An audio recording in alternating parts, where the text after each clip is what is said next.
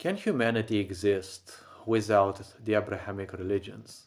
Well, the very simple point is before we talk about religions, people have to remind themselves that we live in a physical world.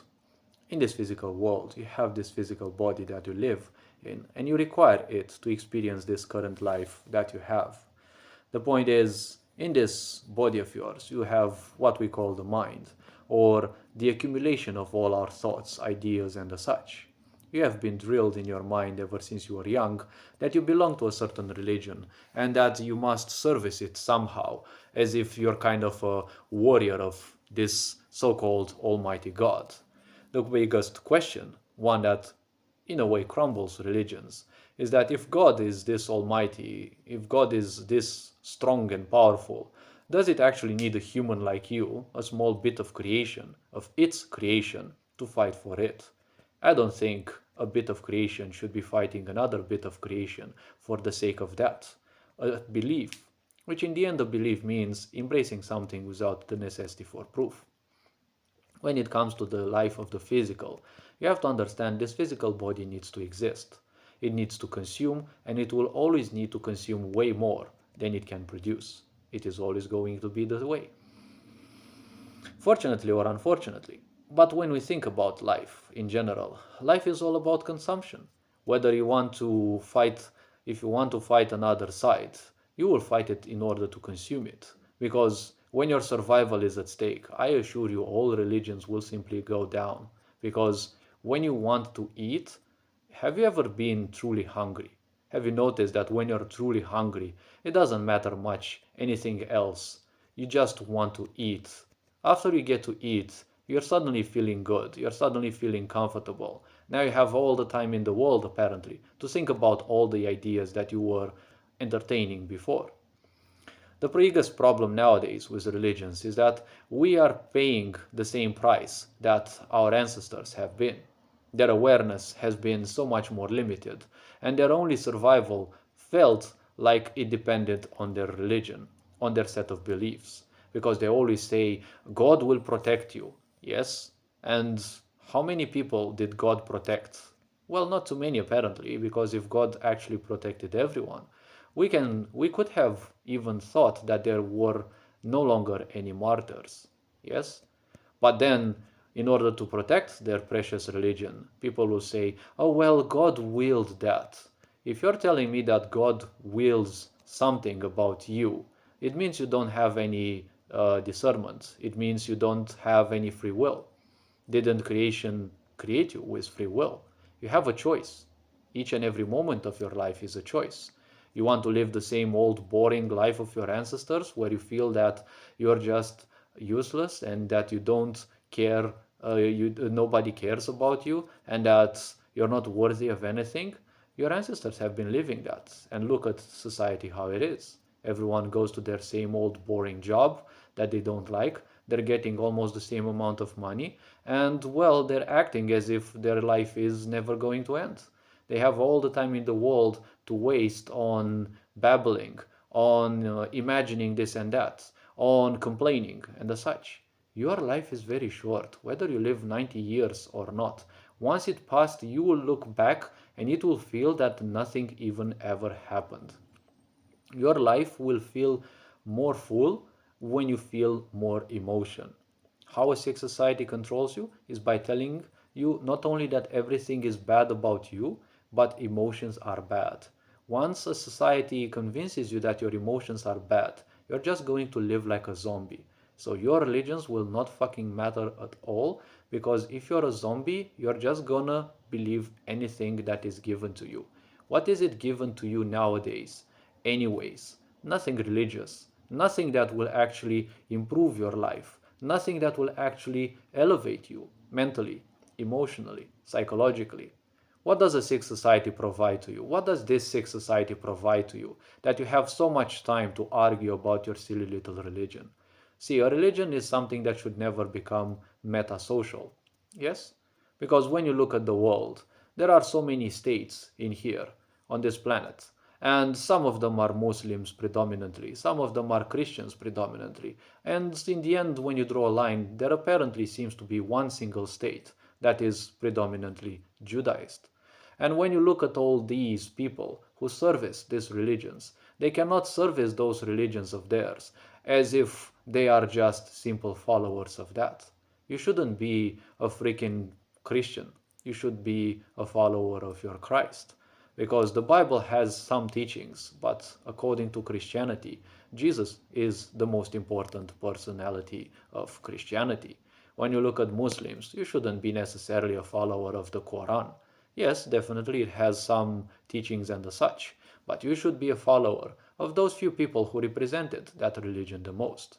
All religions, in the end, should be nothing else than the sum of their teachings, the sum of their greatest teachings, and then everyone should be more or less a silent practitioner. When you have this thing dwindle down, where people are just so much paying attention to their religion as if it is the greatest thing that happened in their life, well, that is their own problem. Because if religion is the only thing that happened into your life, what is it that you're doing with your life? Cancel culture is all about that. Nothing happens in your life. So you're just gonna constantly seek something new, something new, something new. When there's still nothing that will happen because, well, cancel culture wants everything to be demolished so that only a few like irrelevant things exist, irrelevant to your minds, to your emotions. Like, what is that? This so called woke culture is being imposed on people more than religions would have been imposed by the so called authoritarian dictators that there were. Because a religion, you can't tell me that I am obliged to follow it because you're afraid that people will move to a different religion. When you're telling me that you're afraid of my religion, automatically you're kind of admitting that my religion or my belief is better because you can't be afraid of something weaker than yourself, right? Fear is only an imagination in your head.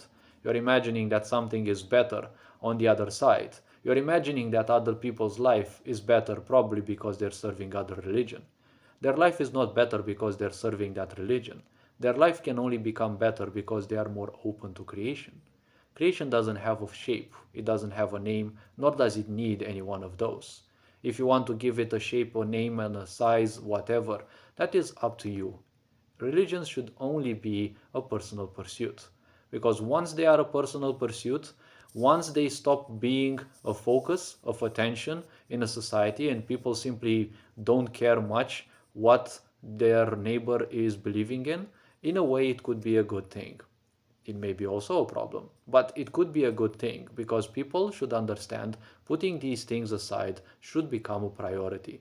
Because once people start imposing you or bragging that this is their religion and everyone should function the same, you're not going to be in any way, shape, or form differently from those illegal migrants, immigrants in Europe that impose their so called ideology upon the others. No one believes about your fucking ideology. If you can't live in a world where people function differently, go back to your freaking home. Nobody wants you there, anyways. Probably nobody even wanted you in your home. Probably not even your parents wanted you in the first place. Or, well, you are probably one of those people who are unfortunate enough to not meet their parents. A lot of people live in miserable ways in this world. A lot of people have had very hideous things happen to them. But that doesn't or shouldn't ever push you towards imposing your own misery upon the others.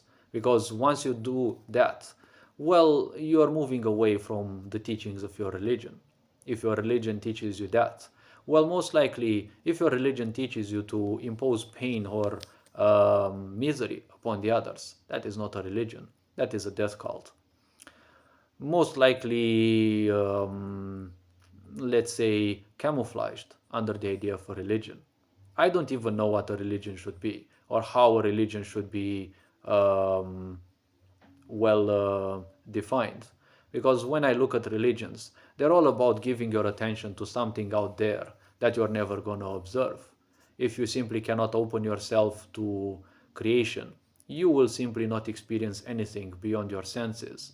If one is not capable of experiencing something beyond their senses, they will always be easy to be manipulated by people who think they have done that. by people who know how to say certain things as if they are some mystics, as if they are some kind of gurus, as if they know the all and whatnot.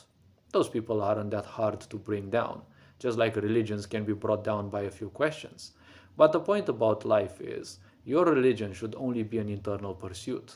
Whether you want to fast because of a certain belief or because your physical body asks you to fast, it all matters on how open you are to your body.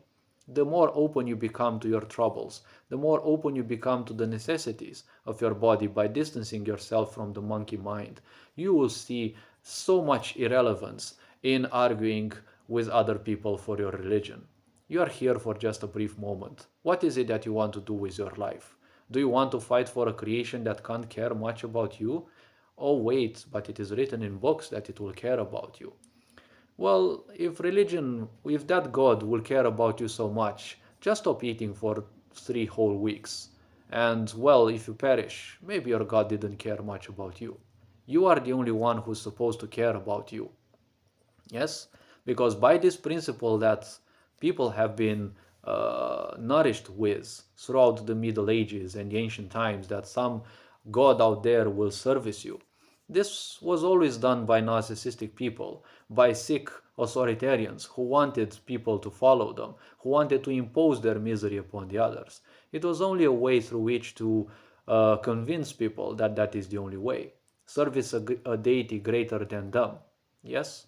But haven't authoritarianists always made it that they themselves are also part of divinity? They're also some God sent people as well. So isn't it nothing else but a self preservation in the end, where those bozos just want protection? They just want to live in a world where they are safe. Everyone wants to live in a world where they're safe. But unfortunately, we have so much strife because some people say that their book, their magical book, is more important than someone else's magic book, and that their beliefs are more important than someone else's beliefs.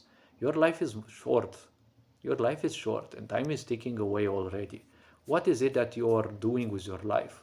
You're surrounded by toxic people. You're working a stupid ass job. You're dealing with money that is losing its power. Economy is going to the drain. Most likely we're living the end times, and you still have fucking time to argue about your little religion. Nobody cares about that anymore. In these days, you will see the newer generations will simply move to a newer set of beliefs that will not be religious by necessarily by nature. Religions will not, well, they will dwindle in time. They will not vanish entirely. But you will see people will change. Yes, they're already doing that. The newer generations no longer have time to listen to the braggings of their older generations. Many of the older generations, unfortunately, are bragging about the times that are no longer relevant nowadays. Each and every generation has its struggles. If you simply ignore the present and you wish to live in the past, get yourself a damn time machine and get back to your times. You will see you're not welcome in there anymore because you are supposed to outgrow those times. What times you have grown through, times always change. If you want to still live in the past, there's a place for in the psychiatry for people like that.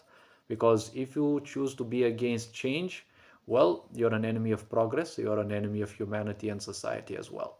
Hopefully this video raised a bit of awareness. You're appreciated. Take care, enjoy life. And this being said, Ferinjan Board signing out.